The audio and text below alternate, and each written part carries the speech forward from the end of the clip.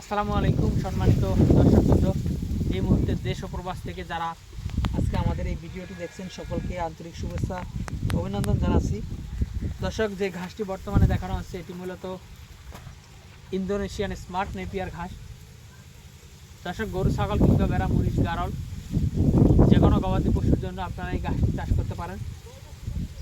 খুবই নরম এবং মিষ্টি ঘাস এবং খুবই রসালো এবং স্বাদযুক্ত ঘাস। যে ঘাস গরুকে খাওয়াতে কোনো প্রকার মেশিনের প্রয়োজন হয় না, সম্পূর্ণ মেশিন ছাড়াই এই ঘাসটি খাওয়ানো যায়। তো দর্শক, এই ঘাসটি চাইলে আপনারা চাষ করতে পারেন।